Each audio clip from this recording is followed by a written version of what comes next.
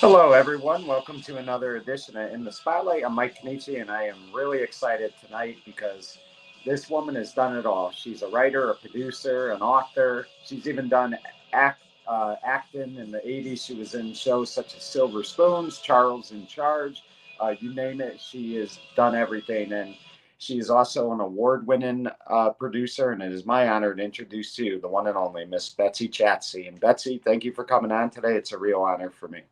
Oh, well, thanks for having me.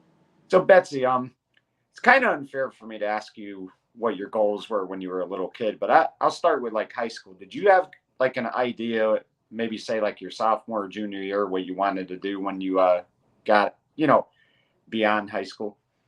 Well, I'm going to go way back to the day that I was born because my birth was apparently filmed for a documentary on natural childbirth. Wow, So I think that pretty much just set me up right there. right. So explain to me this, Betsy. You know, the stuff you've done in your life is amazing, but one of the most challenging things to do is to write. I mean, a lot of people think, oh, you just think of something in your head and you just go with it and it takes on a life of its own. But it is very hard to be a writer. And we're going to get into the books you've done and even, the films you've produced and also written. But I mean, were you always like the type of kid that was writing at a young age? No, actually, I didn't really start writing until I was in my late 30s, early 40s. I mean, for most of my childhood, so I was a childhood actress up until about the time I was about 17. And I realized for the most part I wasn't a very good actress, but I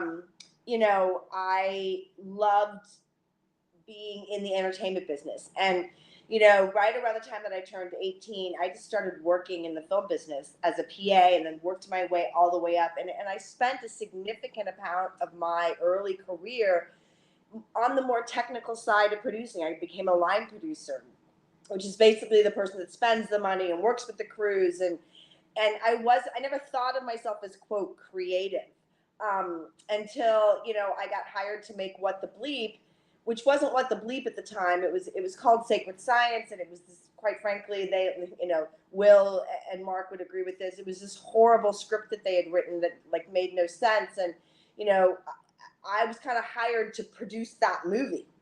And when I in my career, when working with other people's money, I'm always very careful about being clear about what their expectations are. When you're spending somebody else's million, 2 million, 3 million, 5 million, $10 million, you kind of want to be careful that you know what their expectations are, so that you can live up to them. And so when I was talking to Will, he was like, I want 1 million people to see this movie, and I want oh, my doggy's gonna bark. So you know I said, dude, like, this is a terrible script. Like, no one's going to see this movie. There's so much wrong with this thing. And, he was the first person I think to ever really say to me, well, what would you do?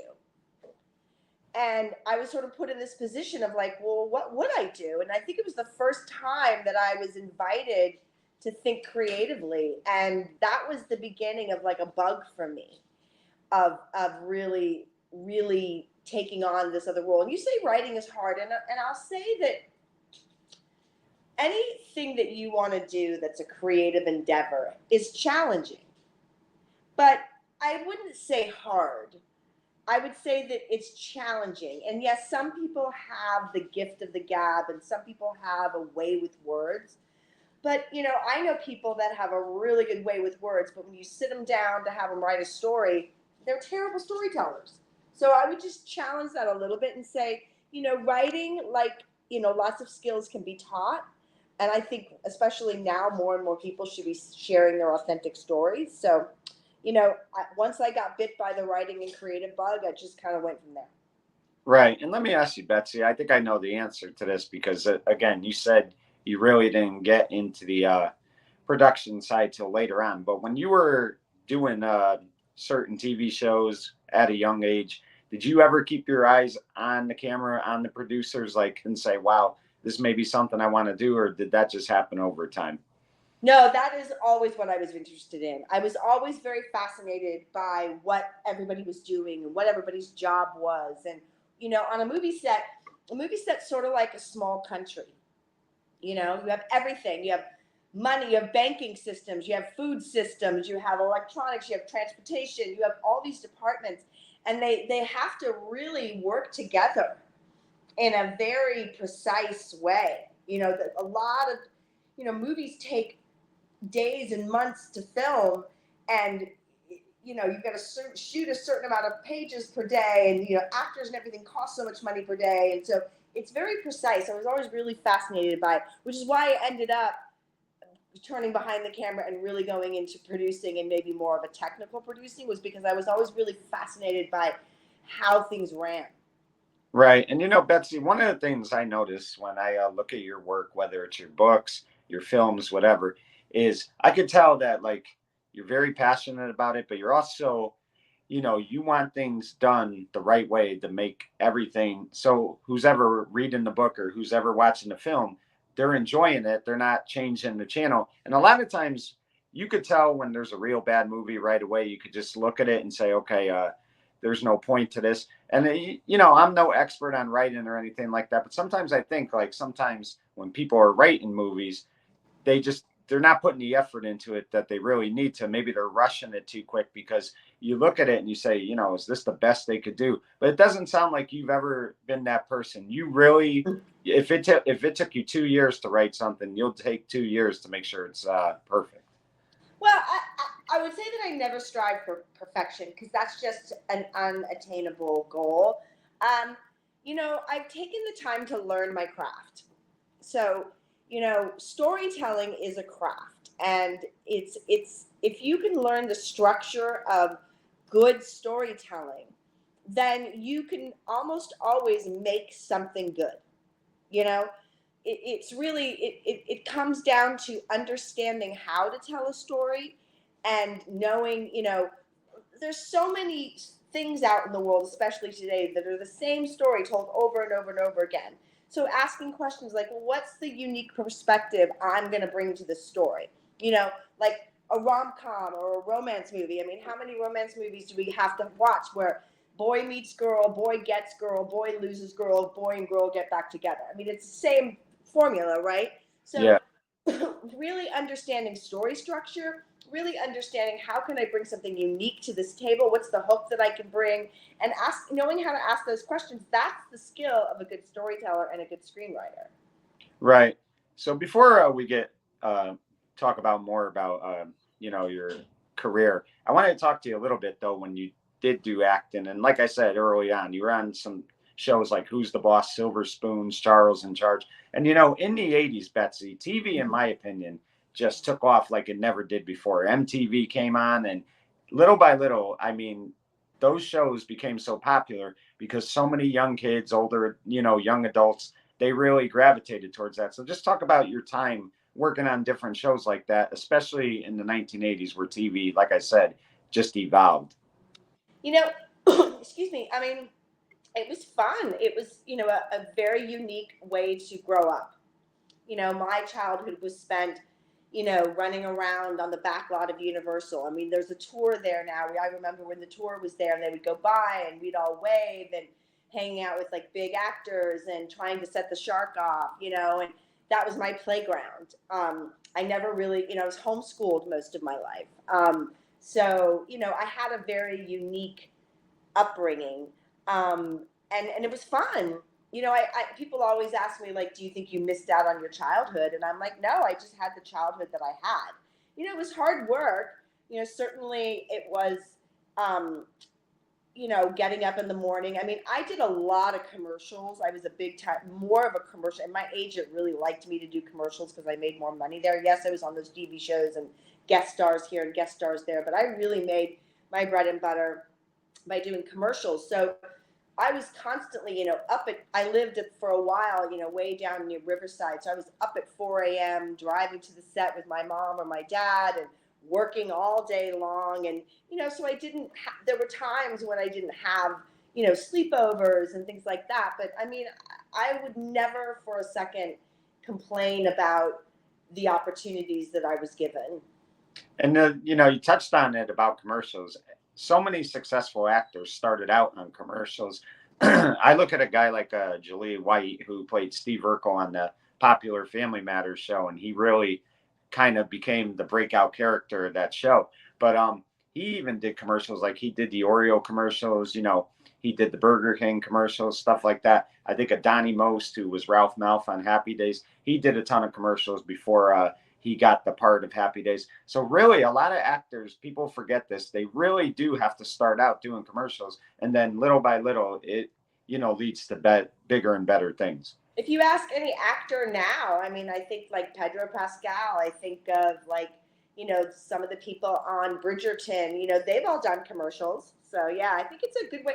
And theater, I always say theater's weird in the US, and it's not like the same as doing theater in the UK, but I would say actors have to just act. Like I always say, I used to teach documentary filmmakers, master's students, and I would always say, like, you know what? Shoot. The best way you're going to learn anything is by doing. And, especially when you're young or you're just starting out, the opportunity to make mistakes and to try out different things and to learn from those experiences is something you don't want to miss out on. So actors should just be out acting. Filmmakers should be out making films on their phones. You should be creating. And there's something in the being prolific. There's something in like I write every day. I have a discipline where every day I write something. And Right. if I write 365 days a year, and I have a blog, and I write for Medium, I publish maybe 2 out of the 7 things I write every week. So it's not about like, oh, I wrote this one thing and it's perfect and I'm gonna write the next thing, it's perfect. It's like you just keep doing it. Yep, exactly. And obviously we know, the films you produce, the books you've written, the documentaries you've done. But I have to believe, Betsy, that you can never stop learning. You could always learn from someone. Yeah. And early on in your career, I mean, did you kind of, work closely with other producers? Just even like, if you were like just observing or whatever, or shadowing them, did you do that to try to pick up, ways to make the Absolutely. film? Yeah. Yeah, I mean, my first job as a PA, I worked with people, and then the way the industry works is, especially in, where I was in terms of the, I was in production, basically the production department. So, I started working for a couple of producers, and then they like to take their whole team. So, a lot of my early projects were working from one movie to the next movie with the same production manager and the same producer until I became the production manager, and then I had my team, and so forth and so on. Yeah. And I just think that, even to this day, anybody you talk to, they will go to different acting classes just to try to pick up stuff, different writing classes. So even if you think you've learned everything, you always can learn something new. And I think that's why so many people like yourself are successful, because you're always willing to continue to learn, and that's important. Well, and everything's evolving, especially now. Like technology is evolving, and every time I turn around, it's like first it was everything is on DVD, and then it became streamers, and so the industry is always in this evolutionary state. So you always have to keep learning because you have to keep up, with what you know what this project that I'm working on. Okay, is it a TV series? Is it a reality series? Is it a is it a mini series? Where should I land it? So you have to keep up with what's going on in the industry so that you can be relevant. Exactly. So, Betsy, let me ask you, what would you say was the first, I don't want to say big break, but the first big project that you did? Even if it wasn't a big one, but it was something that got your foot in the door. What would you say that was? So I have a funny story about, I mean, I was doing a bunch of low budget movies right around 18, 19, and I can't remember exactly how old I was, but I went to an Eric Clapton concert, and I met this woman who was sitting next to me. God, it's been so long. Anyway, I met this woman at the concert, and we were talking, and I was a production secretary at that point. So I was above a PA, but still a secretary. And she was working on Kindergarten Cop. And she and I became friends, and she ended up hiring me on Kindergarten Cop. But part of it is like, people always say, how do you get your career going? It's just about being out and talking to people and networking and knowing, you know, I talked to her. I was like, yeah, I've done, I think at that point, if I'm not mistaken, I'd done a Disney movie and done some other things. And so, I kind of had some credits, enough to get me on that, which then moved me over. No, because then from Kindergarten Cop, then I went to do the Disney movie. So, it's just about stepping stones. It's a little bit different now. I'm going to be honest. Like, my daughter is working in the film business, and it's not as easy as it was when I was a kid, when I was her age. It's all about networking, but I don't think there was as many people trying to break in, and for sure I was lucky in that I was already, kind of raised around the industry, so I had relationships. But it's all about relationships, really, and then doing the best job that you can, because you're only as good as your last job. So if I'm really good at this job, the producer or whoever is in charge of hiring will take me to the next job and the next job.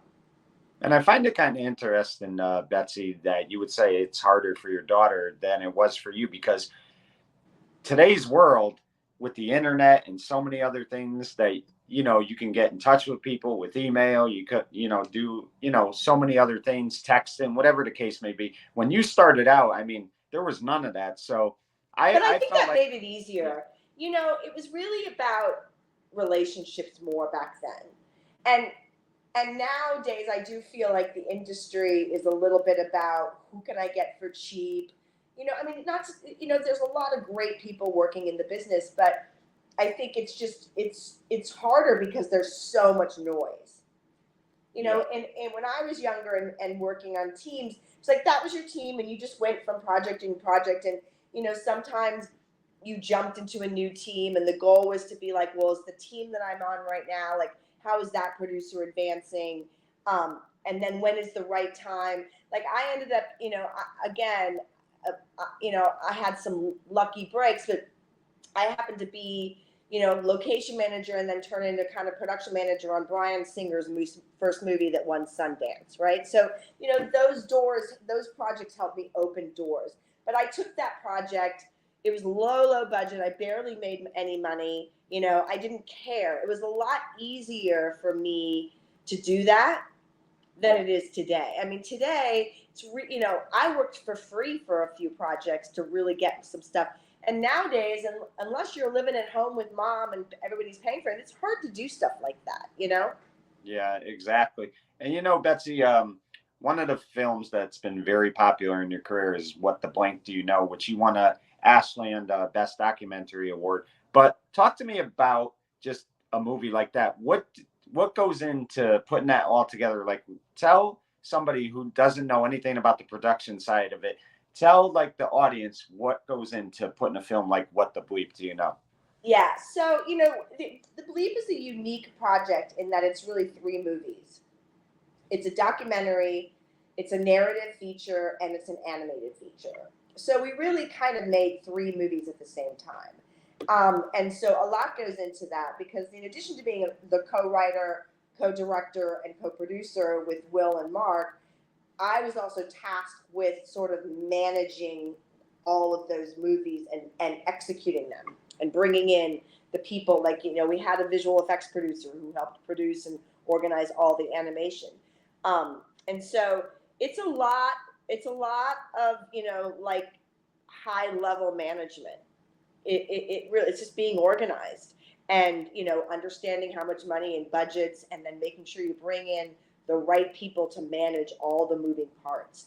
It's like any single mom could probably tell you what it's like to manage their two kids. Any mom really, or dad, but you have to keep everything, all the plates spinning, and in organization. It really comes down to being organized.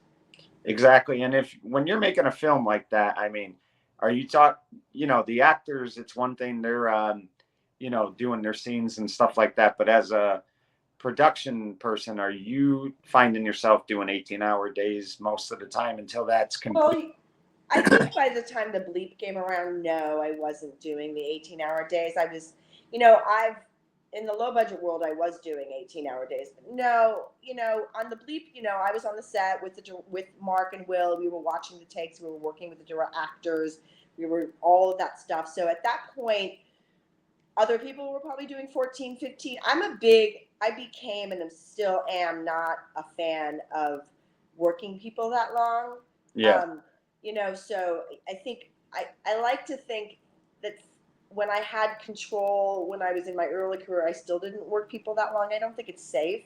So I've never been, I've always been very careful about focusing on making sure people get enough sleep and get enough food and, have enough time to get where they need to go and things like that. So, I mean, that's just how I am as a producer. Yeah.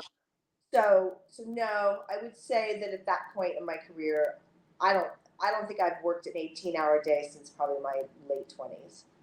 But I would think too, Betsy, and again, when you were doing those type of days and you do get tired, you're only human, it's only natural. But I would also think that you're so into it and you want to see this succeed. And there's a part of you that gets a rush from doing it and putting it all together that sometimes I don't want to say you don't realize you're working these long hour days, but I'm sure there's times where you're having so much fun doing it that you don't even think of it as, wow, this day just dragged on. Yeah, I would think so. But again, I've never. I think if you're working 18 to 20-hour days, you're probably not doing something right. Yeah, That's. I mean, if you're consistently working your crew 18 to 20-hour days and there's not a good reason for it, then I would probably not be enjoying it very much because I would know something's not right. exactly. Yep. Another documentary series that became very popular was the Galileo Project. That's something that, That hasn't come out yet, but yes, I'm working yeah, on it. right. And you've been talking about that a lot recently. And I think even like a year ago, you were talking about how that was going to come out. So that's been a long process, but I believe it's just going to be perfect once it does come out. So I know you don't want to give a lot away right now, but just talk about what we could expect when that does come out. Yeah, so I mean, what happened is everything kind of got put on hold because of the writer strike, and then I actually broke my ankle, so I had to sit down for several months.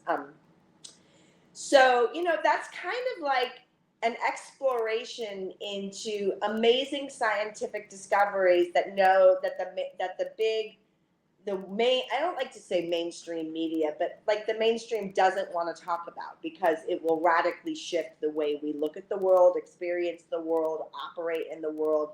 I'm a very science driven person. Like I'm very, I am not interested in, I mean, even with the bleep, we did our very best to be science based and put things out that were science. So it was funny when the bleep came out, a lot of people were like, none of this is scientific. It's all hogwash and these people are crazy.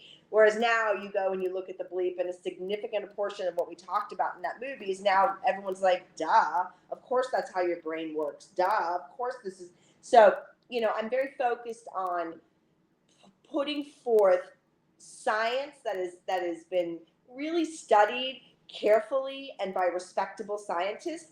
But there's places in the world, big pharma and other, industries that would have to radically shift in order for if these discoveries came out. And I always say follow the money, basically. So it's not so much that there's some conspiracy theory. In my mind, it's usually not a conspiracy theory. Usually it's about money and greed. And so that's what the series really explores. It explores some really great discoveries and current modern day discoveries. I call them Galileos because if you think about what happened to Galileo, he got in trouble for basically saying, wait, the Earth, the sun, I forget now. My brain is a little tired, but he was put in a dungeon, right, and had to recant. Otherwise, they were going to murder him. But what he was saying ended up being true, right? Yeah, The church had exactly. to apologize to him. Like, wait, I think they only did that in like the 80s or something. Finally. Yeah. And let me ask you this, Betsy. As someone who has done films and then documentaries, is there one you like more than the other? Or do you like them both kind of equally? Because it is interesting that you're doing films that's something that's fiction, and then you're doing something that's real in the documentaries. So I mean, I would think both are exciting to do, but they are different in a lot of ways. I mean, they are. I just like good stories, and what for me, part of the question is always, what's the best way to tell this story? Yes. And sometimes a narrative, sometimes a doc, sometimes a hybrid, sometimes it's a series, sometimes it should be just a movie. Like, there's a big, fad right now, and everything is becoming a docu-series. And sometimes I think, like, wow, that could have just been an hour and a half movie, like, but they stretched it out to 5 episodes because that's what the streamers want now, right? Yeah. So, but it really didn't need to be that, so. Yeah. And Betsy, I talked about the awards you won, and you won two big awards at the Beverly Hills Film Festival. One was Best Documentary for The Kindness Within, and then also The Kindness Within won for Best Film in all categories. So talk about that and talk about winning two awards like that, because to me, I know that like you want everything to be good. You want to put a great film out there. But when you get recognized and people recognize your work like that and you're getting awards like that, it's got to feel good for you as a producer. Well, absolutely. I think anybody feels good when the creative endeavors that they embark on are recognized and that people like them. You know, I don't do things for that. Yeah. I create because it's important for me. It's like something that I really have to do. I have a book out called the Documentary Filmmaking Masterclass, where I talk about documentary filmmaking. And the first couple of chapters are really the psychology of why we do what we do as filmmakers and storytellers. And so I never look to make something because I want to win an award. It's just great when it happens, and I'm grateful that Leon's film did well at the Beverly Hills Film Festival, and I'm grateful that pretty much every project that I've done has won a major film festival or more than one, and that's just icing on the cake. Right. Betsy, I talked about some of the books you've done over the years, and one that came out, I want to say 12 or 13 years ago, was called Killing Buddha. That was a very popular book. And then, of course, there was the Tipping Sacred Cows, which is another one. But just talk to me about, because you're doing film, but you've also been this author as well. What inspired you to also write books? So Killing Buddha actually came out in 2021, and Oh, Tipping okay. Sacred Cows came out in 2014. Um, and I have a book coming out this month called 50 and Fabulous, and that's a collaboration book. I just think, it's fun to write books. Writing for me is more of something I can do on my own, and I don't have to raise millions of dollars for it. So that's probably the first easy part. It's like it's easier to write a book, and then sometimes um, it helps get the movie made. Yeah. Like Killing Buddha was a screenplay, and I had it all set up at one point, and then the actress ended up having an accident and not being able to do it, and I just thought, maybe, and I should write this as a book first, and you know, I don't love one or the other better. They're both very different. I think as I get older, I prefer writing because as much as I love to jump on planes and trains and travel around and carry gear, and I shot a series called the Energy Healing Series, which was like just right at the tail end of the pandemic, and it was just me and my cinematographer, and we had to carry everything. It was just him and I, and I probably just don't want to do that as much anymore.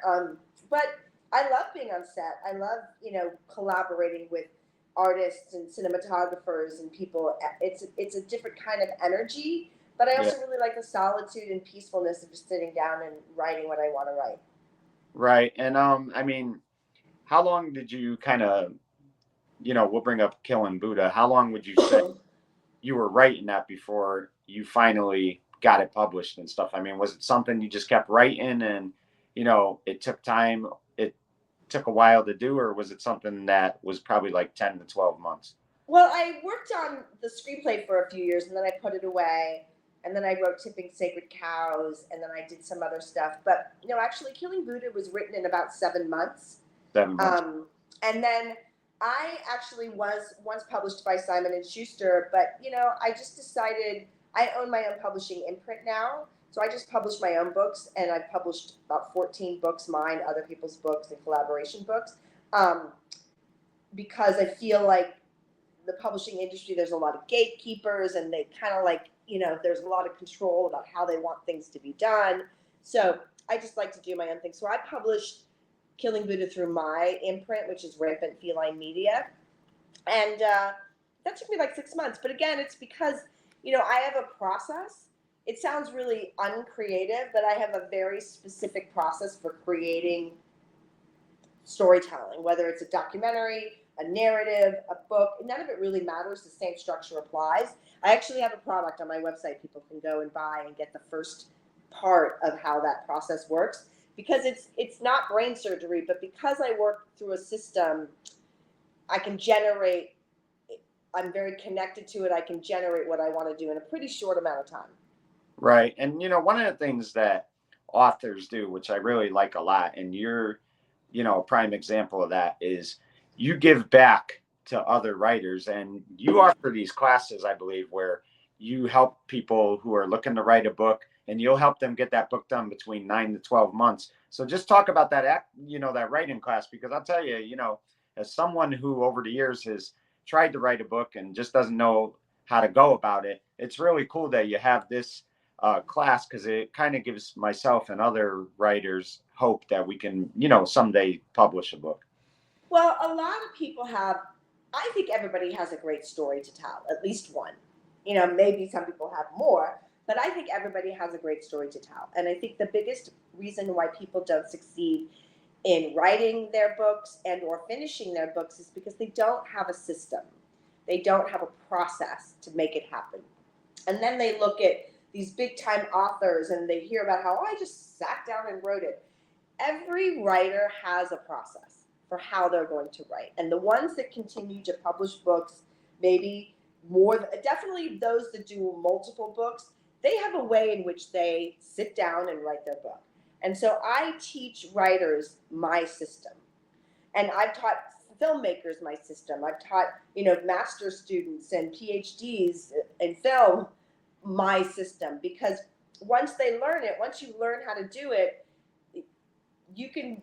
there's no reason for you to take years and years and years to write something. At that point, it's one of two issues. One, it's discipline, you're not sitting down and writing. Or two, you didn't do the initial part, which is kind of what I talk about in this intro class that I have. It's a video course and a book. If you do this one step in the very beginning and you follow the system, writing is the easy part. Yeah. And you know what I find fascinating about so many writers is, as they're writing the book, the reader could kind of tell not how it's going to end, but he could tell where they're going with it. But as you're reading it, you're like saying to yourself, oh, I can't wait to see what Pam does when she finds out about this, or Luke does when he finds out about that. So it's really cool, because you're kind of like, you're the person reading the book. He or she could kind of, get a good idea of where this is going. And I think that's really cool, because you want to keep them engaged throughout the book. Well, that's the storytelling. That's when you know how to be a good storyteller. And, there's ways to teach people how to structure a story so that you keep the reader engaged. Yeah, exactly.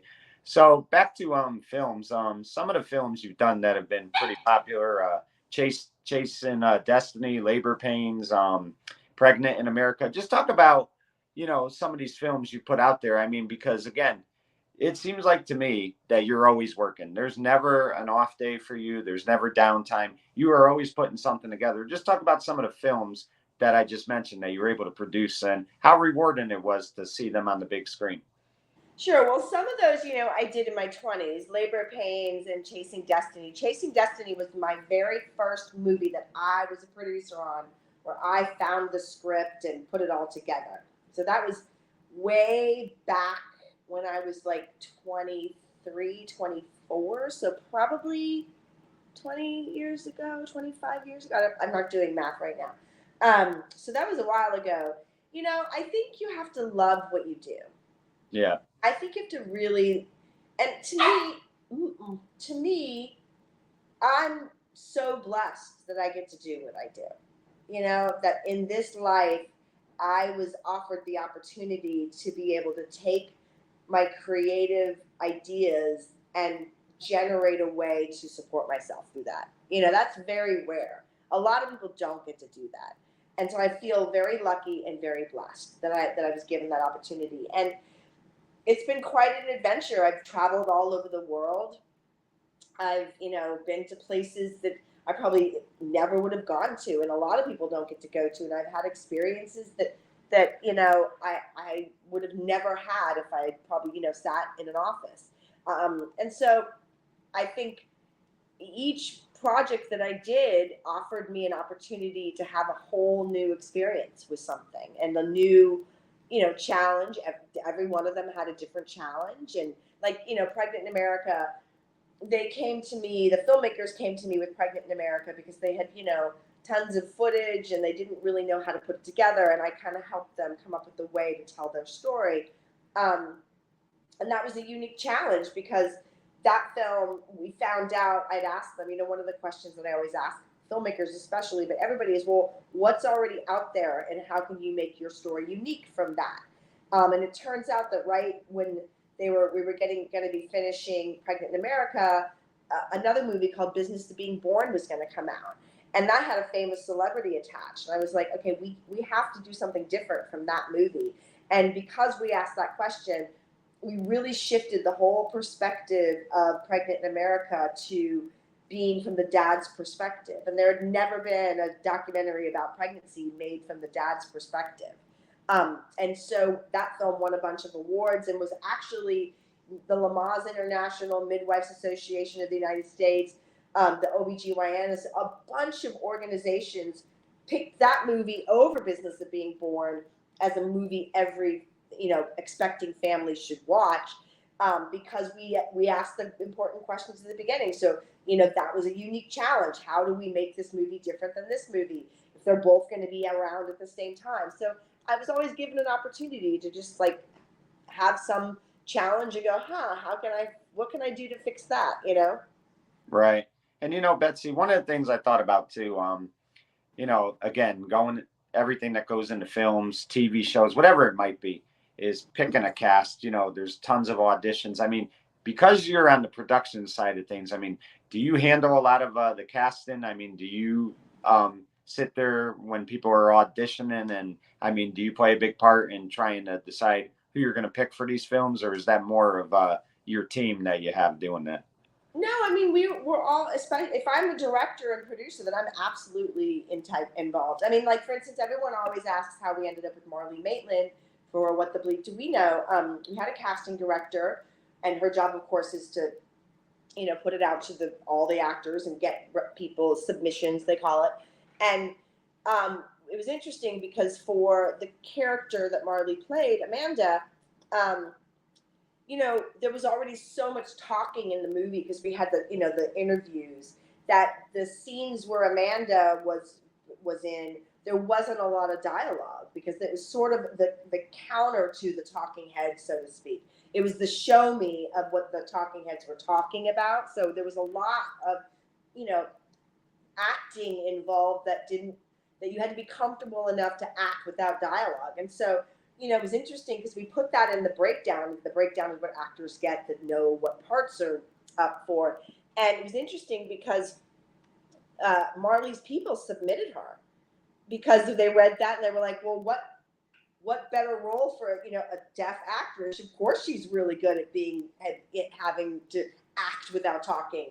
And when we got the submission at first, we were kind of like, that's weird. I don't know if that'll work. And then like a light bulb went off, and I remember I had to convince Will. I was like, no, are you kidding? First of all, she's an Academy Award-winning actress. We're going to have an Academy Award-winning actress starring in our movie. And second of all, we said that the character's not going to have a lot of dialogue. I mean, this is perfect. And so, I think it's a collaboration, but most of the time when I'm a director and a producer, I'm very heavily involved. Yeah, exactly. And let me ask you this, Betsy. I know it's hard to look ahead like that, but is there an idea maybe at some point where you would love to do like a TV series, or not so much a sitcom, but maybe drama, something to that effect, like where you'd like to put together like, a 13 episode type show each year? Would you be willing to do that? Of course, I mean, I'm developing a lot of projects right now. I have some narratives. I have big, multi-season series. I have all sorts of ideas within me. You know, I've kind of come to a place in my career where I don't have to do anything because yes, of course I have to work, so don't get that wrong. But I'm saying, like, when I was 20, I was much more like, I want to do this, I want to do that, and now I'm just sort of like really looking at, well, what would I love to do? What's going to really, and I also do a lot of executive producing and helping. A lot of people come to me, and I let them go run around and do all the, all the hard work, but I advise them. I'm like a little grandmother. I'm like, maybe you shouldn't do that. Maybe you should do this. Let me look at your budget, and I can do it and kind of sit at home. And not that I like sitting at home all the time, but I've just kind of hit a place where, I prefer to be a bigger picture person. Right. Betsy, one of the things that I think would be real cool, your personality and stuff, I think it'd be something that I, hope someday you explore, is kind of playing an exaggerated version of yourself, doing like, being a producer and stuff. But it's Betsy Chasse, but it's like an exaggeration of who she is. You're kind of acting, but playing yourself at the same time. I think it would be so much fun. And I think so many people would love that. Oh my goodness, I don't think I could do that. But Killing Buddha is sort of a semi-autobiographical, but it's fiction version of me. And Right. there's a lot of crazy silliness in that book. That's sort of a bigger version of me. Right. So let me ask you, Betsy, what could we look for towards the end of 24 and beyond? What could we expect from Betsy Chasse going forward? Well, I have a book coming out this month, and I'm going to have a couple other books from my publishing company coming out. And I don't know yet. I'm doing a big move right now, and I have two 20-year-old and a kid entering kind of college, and so I'm kind of like spending a little bit of this year settling down the fam. And developing some projects. People can always go to betsychasse.net and keep up with what I'm up to. I write on Medium, and I write I have a Substack. I think it's betsychasse.substack.com. On social, I'm always Betsy Chasse. So who knows? I have cool projects in development, and they're in different stages. I don't know that any of them will come out this year. But Yeah. the Energy Healing series might come out this year. And I'll announce that, of course, on my website and stuff. So just follow there and you'll get to hear it. And now I can't wait for this Galileo project to come out. When will Thank that, do you have an idea? I don't know. Right now, there's a couple things brewing on that. So give me about a month and we'll probably have some announcements. That's why it's best just to find me on a social platform or sign up for my newsletter. Right. Well, I encourage everybody to do that. And I definitely want to have you back when that comes out, because I think that's going to be a great read. I can't wait Thank to you. read it. But I do thank you, Betsy, for giving me a few minutes today. It was a real honor for me. I enjoy your work, and I applaud everything you do, and just keep doing what you're doing, because you put out great, almost beautiful art that you put out there, and we really appreciate it, and best of luck going forward. Thank you very much. All right. Thank you. Thank you. And of course, folks, that's the one and only Betsy Chasse. Terrific writer, producer, director, even a great actress. She's done it all. And she's got these wonderful books that she's put out there, films. She's a credit to the business. She's a credit to the, book business. She is just a phenomenal worker. And we look forward to watching her continue to do what she does best. For In the Spotlight, I'm Mike Kenichi saying good night, everyone.